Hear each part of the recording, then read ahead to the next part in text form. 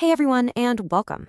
If you're anywhere near the world of cloud costs, you're constantly asking yourself, are we actually getting good value for what we spend?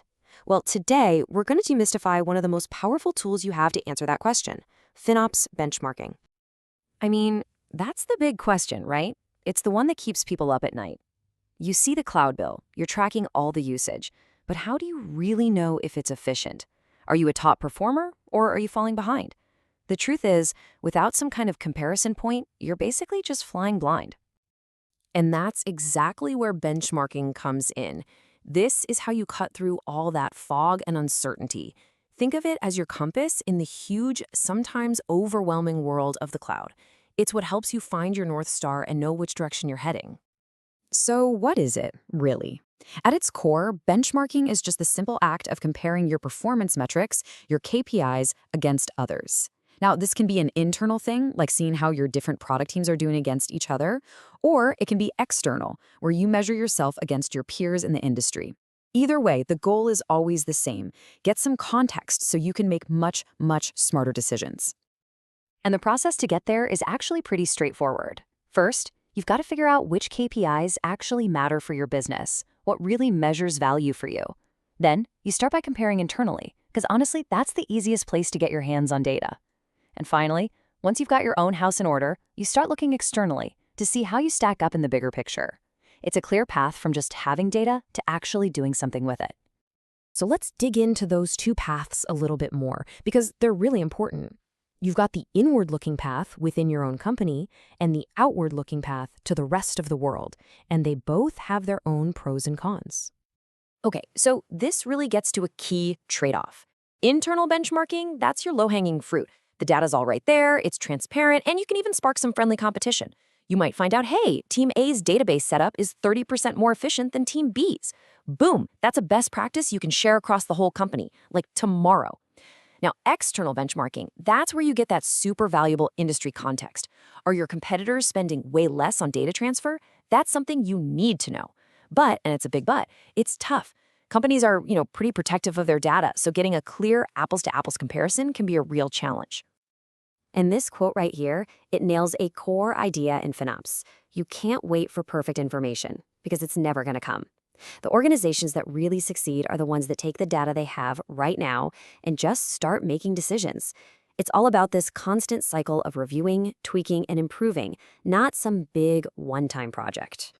So this brings us to this idea of a journey, a maturity journey. Because like any new skill, benchmarking isn't something you just switch on.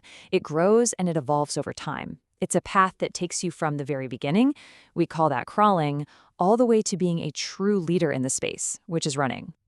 So when you're in the crawl stage, you are literally just finding your feet. The benchmarks you're using are probably pretty broad, maybe super technical. The FinOps team is likely just doing some informal, quiet comparisons between a couple of key teams. The whole focus is just on getting started, identifying a few things, and doing some basic comparisons. Then you start to find your stride. You enter the walk stage. And here, things get a lot more structured. You're tracking a wider range of KPIs, and there are formal processes for comparing teams. And here's a huge step. Teams can actually self-serve and see their own performance data. You're also starting to carefully share some data externally, maybe with a few trusted partners. And finally, you get to the run stage, and this is when you are really leading the pack. You have this small, curated set of critical KPIs that you manage over the long term.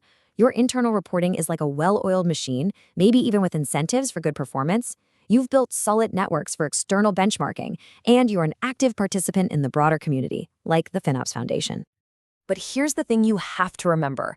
Getting to that run stage, it is absolutely not a solo mission, not even close. This is a team sport, and it takes real collaboration from people all across the company. So who's on this team?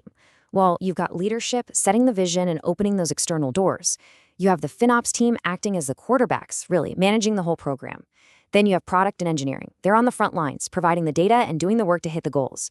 And of course, you have finance, making sure that all of this aligns with the company's bigger financial picture. See, everybody has a really critical part to play here. All right, so we've talked about the what, the why, and the who. The big question left is, what's your next move? How do you take all this knowledge and turn it into actual real-world action? Well, here's what success really looks like when you get there. First, you're not just tracking random metrics anymore. You have specific KPIs that are actually driving real decisions. Second, your internal comparisons are constantly bubbling up best practices that you can spread around.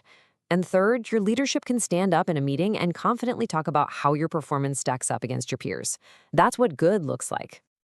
Look, at the end of the day, this entire journey, from crawling all the way to running, it really just starts with one small step. It starts with picking a single important number. So I'm going to leave you with this question to think about. What is the very first KPI that you are going to benchmark?